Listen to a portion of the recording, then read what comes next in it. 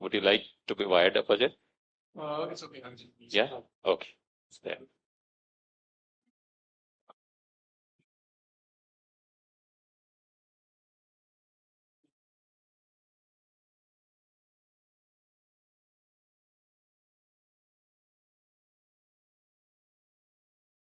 I think I've sat across Ajay as a business person and we've had a few conversations. I'm very glad, Ajay, to have this conversation with you. My pleasure. We had such a lovely demo. I want to start with how do we demystify the chemistry between the coach and the coachee? Was it because Sharda and Purnima today, or could we replicate it with anybody when the coach is prepared? So, in my experience, what I've seen the best of coaches do is understand the story of the coachee and encourage the coachee to share where they are, how did they reach there, and then establish some connections to themselves. So any human being needs a connection. So you and me need a connection for the other person to have trust in me. And those connections exist.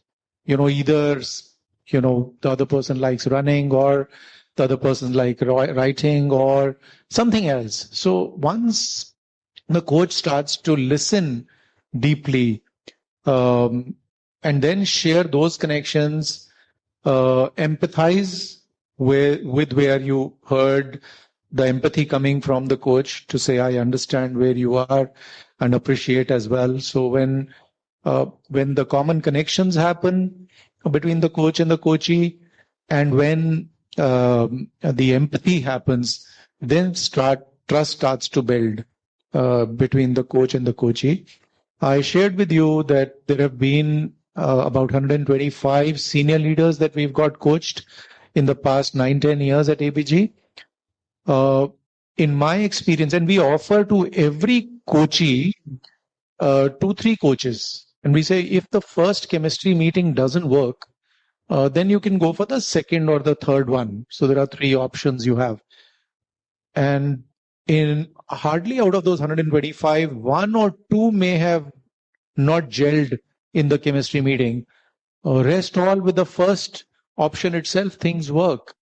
And I think that's what the coach certification, coach training, and investment in that works to make that happen. That is right.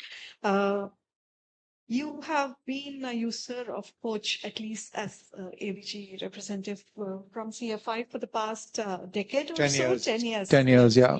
And you know the varied coaching products that we provide, though what most of them who are not familiar with coaching would believe it's a one-to-one intervention. It usually is, but sometimes there are one-to-many. There are group interventions as well. And it depends on what you initially spoke about, the context Yes. of it. Yes. And you have chosen transformation or transition as the core area where you thought your leaders needed coaching. In fact, how did you zero in on that? So the thing is that coaching for many people, and especially in India, have a wrong connotation of, if I'm being offered coaching, then there is something wrong with me. And, this whole thing about, even the best of the tennis players or best of the cricket players need coaches, that doesn't kind of go into the mind. And that was true for our organization as well. And it's true for corporate India. And in any corporation, every 3-4 years, people do change jobs. So for me, it became a very convenient place to sell coaching inside the organization. To say it's not about, something we are trying to fix. You are shifting into a new job, which has new requirements. Well, having a sounding board will help. And here it is. And it is not only there for you, and I'm not picking and choosing and saying this person deserves and this doesn't. I'm saying it's something which is on offer to all people who are transitioning. So it is very easy to sell then. internally. And so not only that, what we have gone ahead and done is basis our own experience of these coaching, external coaching and internal coaching. I shared with you, we have a 225 ABG coaches as well now. So there are hundreds of coaching going on in the organization now. So basis all those learnings, we've created a microsite, which is Make Your Mark microsite. Make Your Mark is our brand for transition coaching. We've said Make Your Mark transition coaching microsite. And now that anybody can use. 50,000 people in any transition of their life, they move from one project to the other, they can use it. One person said, my manager changed, that is a transition for me. Not for the manager. The person saying, my manager has changed, that is a transition for me. And so I'm going to use your microsite to make that transition. So we kind of democratized, therefore. So coaching is no longer a bad word. It's something that everybody likes to use. That brings me to the question of the ecosystem. Now, like you said, people want coaching because they see it as a positive thing. I meet clients who are well-intentioned. They want coaching for their leaders. They want to set them up for success.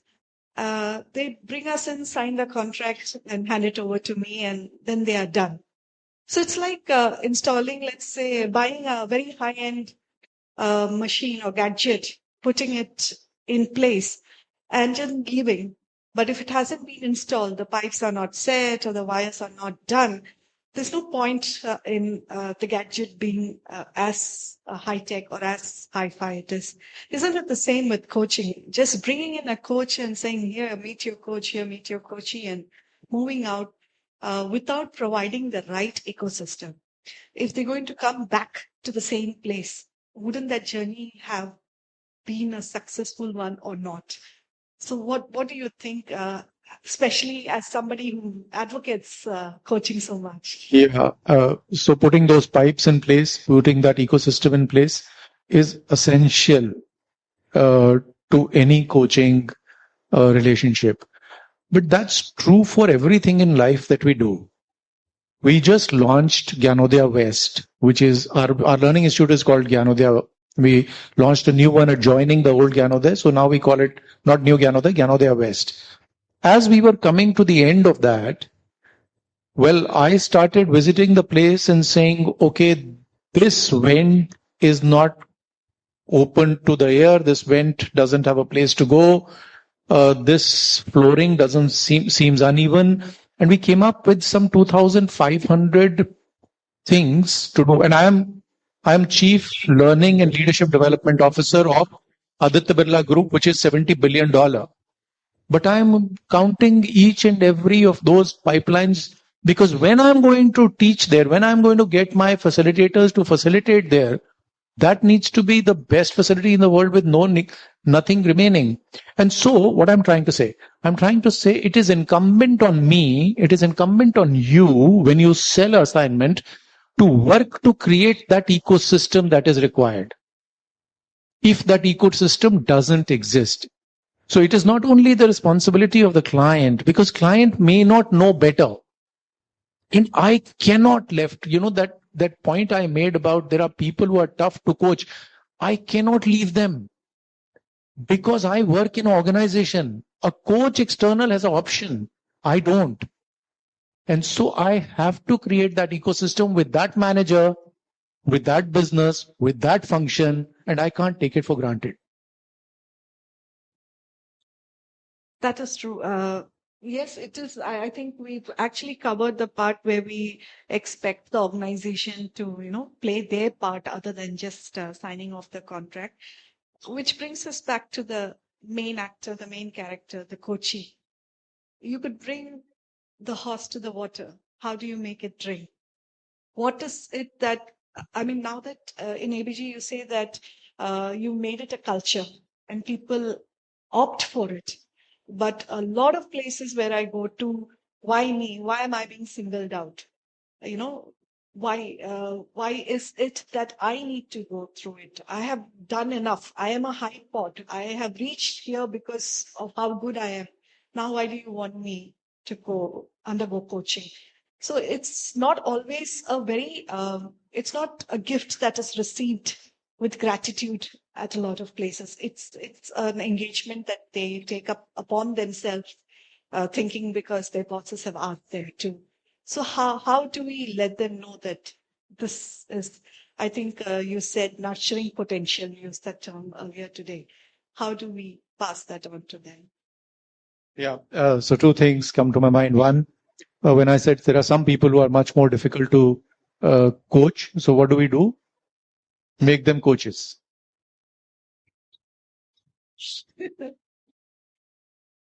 Seriously. Because the coaching process itself is such, the coaching certification process is such that it is making you introspect. One of the parts of becoming a coach is to get 360 and encouraged to also get feedback from your wife. Now that's a tough one, right? And I did that, but the worst feedback to me came not from my wife, but from my son. So never give up is one. The second one, I'll give you an example. There was a conglomerate that I was working with for coaching, and there was this head of their power SBO, who I saw during the assessment that we were doing. The door was closed. We were having I was doing a behavioral event interview, and the time was past. So my colleague knocked, young colleague, she must have been, less than 30.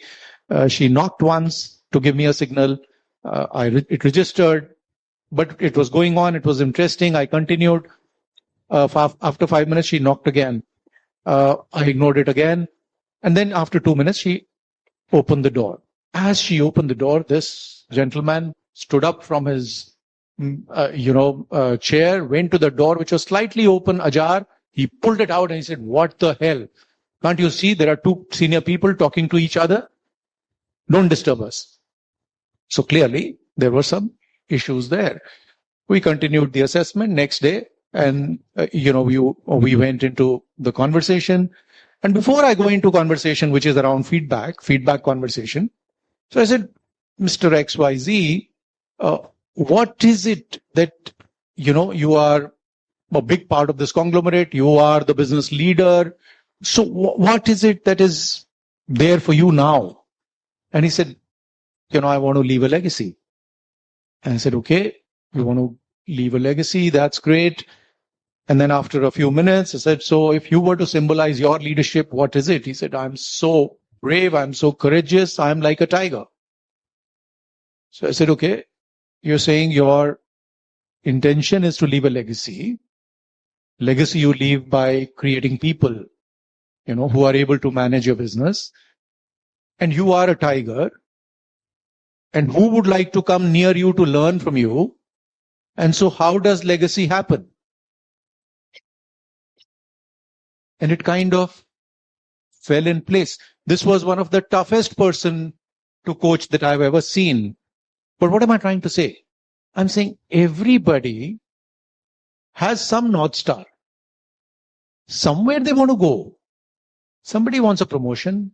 Somebody wants more money. Somebody wants a bigger name. Somebody wants to write. Something or the other is a hook, is a North Star. It's a North Star for that person. For a coach, that is a hook for getting in. So one of the things that you will see in a coaching conversation, if that coaching conversation had continued, and if the coaching goal had been articulated, then the coach would have asked, "And what will that get you? Why would you like to do that? What's in it for you?" And when that comes to consciousness, then the journey of coaching really starts, or journey of introspection and moving forward really starts. Thank you, Ajay. And we've spoken a lot about what coaching is. I want to just leave with this question. What is coaching not? Yeah, interesting. So what do you think? Do you think Lord Krishna was a coach? He was a coach. What is first characteristic of a coach? most important characteristic. You saw this conversation. What was happening? Listening. Throughout Bhagavad Gita, who's listening? So is Lord Krishna the coach? So what is Dronacharya? Is he the coach? Is he the mentor? Or is he the teacher? Or does it matter? What matters is, for people like us, for people like the coaches who are out there, is the growth of the individual. As I see it. Right? I do believe Lord Krishna was a coach and Dronacharya is the mentor, because Dronacharya taught the functional aspect of archery. On the other hand, Krishna, brought alive the potential of his pupil. So I think, so that's my one answer. If I was to give, a slightly different answer, coaching is not about telling. Coaching is about asking questions so that the individual is able to truly connect with systems, their assumptions, their values, and change that. So our assumptions and values need to be a little bit. Achieve. So I think coaching is more than risking, coaching is more than listening, coaching is also saying, okay, this is what you'd like to do. Am I right? And that tentativeness is something that really makes it coaching. If you are very firm about it, that makes it mentoring. Dronacharya knew how to, do archery. He would tell, right? Thank you so much, Ajay. Thank you so much. Thank you very much, Ajay and Anne. Fantastic conversation, and I think wonderful stories. I think the analogy.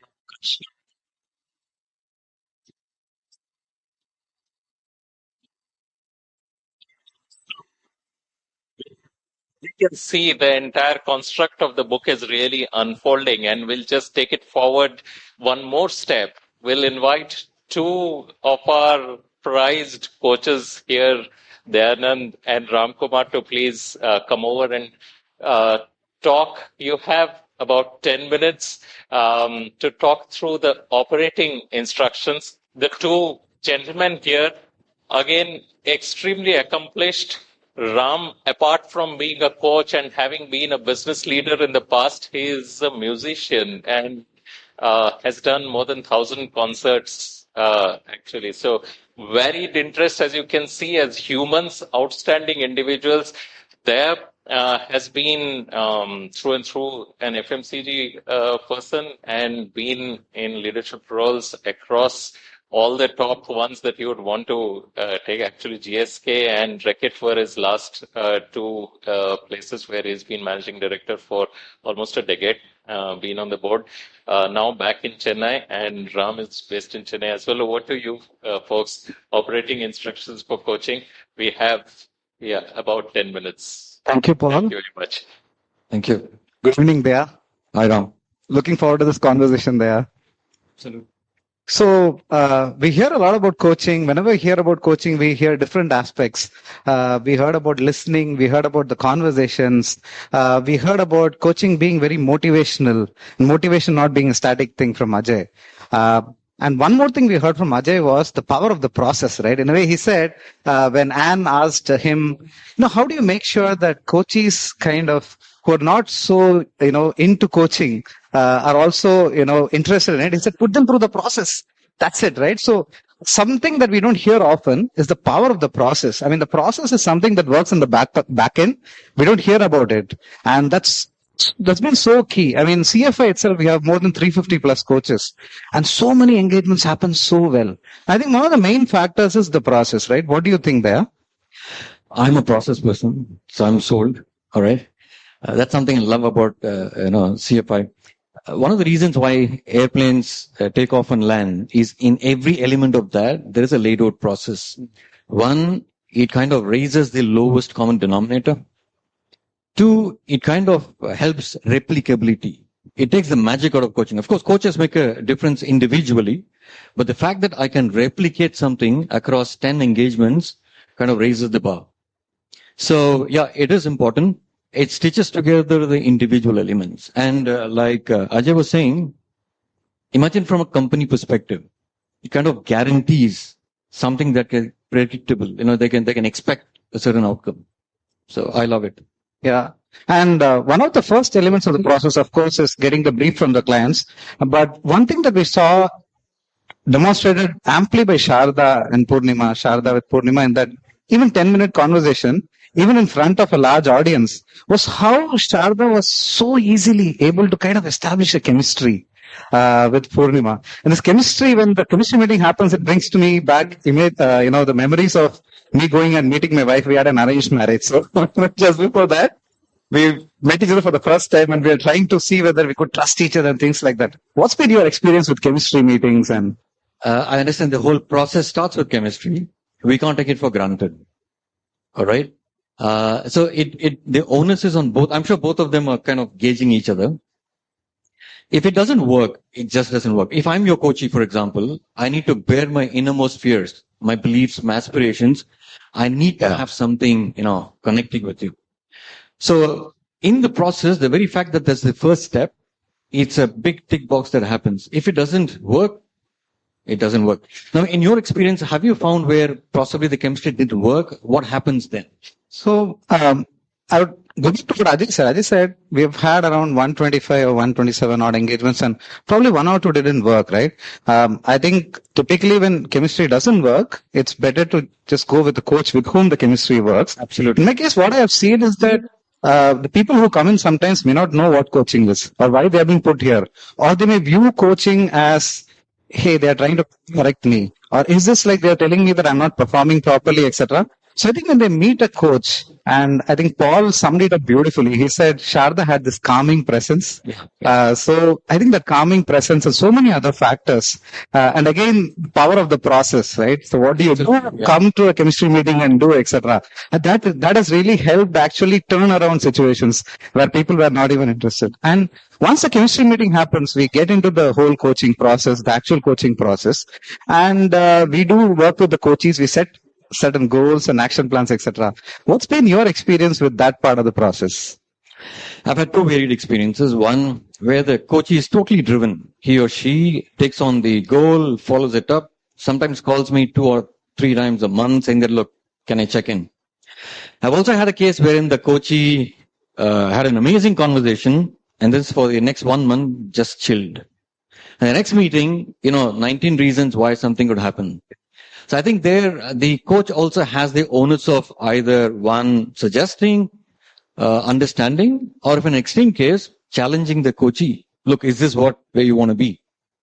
But all this being, what happens to the stakeholders, right? Could be the sponsor, could be the HR person there. Now, how does the process kind of connect them to what's happening? Yeah, that's a great question because the beauty of the process is that it takes care of everything in a way. And that's what has resulted in so many engagements being successful. So I've seen two kinds of stakeholders. The spectrum is like this, but there are people in the middle. One where people are overly involved, like every time you want to check what's happening after a session. Hey, we have invested so much. What's happening to our guy? Or, the person under coaching has not shown the changes yet, right? So there's some level of anxiety.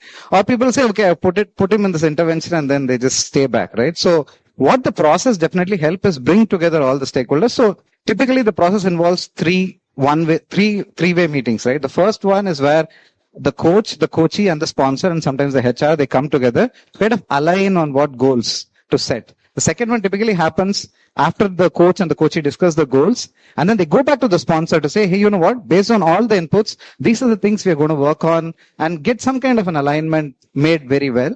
And then the final one happens right at the end of the process, typically, where we say, okay, we have come this far and, get a kind of appreciative view of the journey that's been traversed so far. What are the changes that have been made? And then discuss how do we sustain it forward. What's been your experience of doing these meetings there? Like the first three-way, the second one, and then the final one. Any experiences that you want to share? Like we have so many colors in the spectrum. I think sponsors and coaches come in all forms. In some cases, the sponsor possibly switches off. In which case, the coach actually goes in, brings the whole ecosystem back and saying, look, can we make this work? So making it work is extremely important because end of the day, all of them are invested in the coachee. So as long as the process runs, the result you can expect something to come out. Yeah, that's amazing. That's the power of the process. And then towards the end, fag end, when the last three-way meeting happens, we also have to talk about sustenance because now Daya is no longer going to be there with the coachee, right? So what does the coachee do now? Because sometimes some habits form by then and the coachee has changed and they can continue. But then once the engagement ends, then what do? So what's been your experience with helping the coachee sustain the change that has happened? While I'm on this side of the table coaching, I was also a beneficiary of being coached twice in my career, crucial stages. Now, behavioral change is hard. We can quickly, slip back. So sustainability as a process element is extremely important. I would look at 4 elements which can keep it alive. One, the coachee himself or herself has a vested interest in their own development. They take the initiative. Look, I'm going to sustain. I'm going to be much better. The second piece could be the sponsor plays a key role. They can keep a tab on the coachee 1 month, 3 months down the line. Look what's cooking, right? They can be of help. In one of the cases, the third item is where the company moved this coachee into an assignment where the coachee had to display all that she was working on. So that also helps. And lastly, in one of the assignments I handled, it was a founder where his wife agreed to be his buddy. So sometimes could be a friend, could be a family member, could be a colleague. Now, having a buddy also kind of helps. So these 4 elements are kind of, aspects of its sustainability. But here again, as a coach or in the CFI process, we just don't let go. We ensure that happens and then only let go. Yeah, and the connection is never cut, right? The relationship is for life. So we often have, conversations with the coachee much after as well. So definitely does. So all in all, we see that the process, if followed, is very, very powerful. In fact, at CFI, we always say that, if we are able to track the process and, if the sessions are happening on time, invariably the coaching is going fine, right? And wherever we see that the sessions are not probably happening on time, something is getting, here or there, then we know there is a case for intervention. Yeah. If I can think of an analogy to close, if you look at a painting, we just see the painting. We don't see the canvas. So for me, the canvas is akin to a process. If the process vanishes, the whole coaching kind of, disengages. So yeah, I'm all for process. I said that I'm a person who loves processes, so I'm sold in. Yeah, lovely analogy there. So I'm sure if you follow the process, the transformation will happen. And anywhere that we take away from the process, then it impacts the transformation like that. Lovely having a conversation with you, Daya. Thank you so much. That's the reason why people still keep coming to CFI. Thank you, Daya. Thank you so much, Rahman. They have outstanding, such a rapid fire coverage of the entire process. Thank you very much for helping move this on time as well. So I'd request Ganesh and Archana over. As you can see, we have covered what is the product. We have spoken about installation. We have spoken about the operating environment. We have spoken about then the process. There is this entire thinking of what is the warranty and so on, which I think is covered just so well in the book. I would propose, Ganesh and Archana, if you are okay, since we are just about having 6 minutes on hand, if we can have a quick word from you and then take audience questions, that would be great. Before that, there's a small process lapse, which I want to correct. In our overzealous nature, we forgot to introduce you. No, that was on my mind, Ganesh. Thank you for that. So, Paul, you've done a fantastic job so far.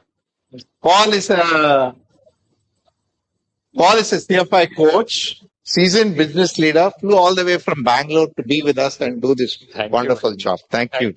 Thanks very much. So in coaching, we can set right the process. So I'll talk about warranty and you can talk about safety. Is that okay? Little bit of surprise. So every product has a guarantee, right? Will it work? So can you guarantee anything in coaching? I say, I paid money. Will this work? Will coaching work? What happens? What happens if it doesn't work? The truth is, there's fine print, right? And many don't read the fine print. Many don't even tell them that the fine print. It's somewhere like the mutual fund. They read it out quickly, right? It's like that. But first, I think is to say that the changes that have happened in the course of the engagement should sustain for a reasonable period of time. They should not relapse, right? People can't go back to their old ways. That's a certain kind of assurance that most people who spend money expect. And coaching scores far, far higher than training on that count. Training, people feel good for 3 days.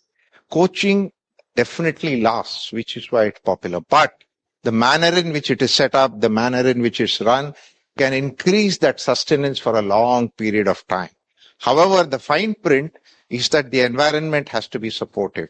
If the organization goes through restructuring, fires 10,000 people, sells the business to a private equity or does something like that, people can go back to their old ways. The most important condition for warranty to exist is that the person should hold on to that behavior even under stressful circumstances. It's easy to behave well under good circumstances. Can I continue to behave the same way under stressful circumstances? Is the true test of warranty. Want to talk about safety? Yeah? So, coaching by its very nature, right, is such an important yet such a difficult relationship, because the coachee is just opening up to you the deepest needs, deepest fears. And you as a coach have that responsibility to respect and to do the best for that person, right? So there are some cases where we need to be very careful. There might be coaches where when you speak to them, you might understand that whatever is being spoken about is maybe not under your purview at all. Maybe who the person really needs is a therapist, right?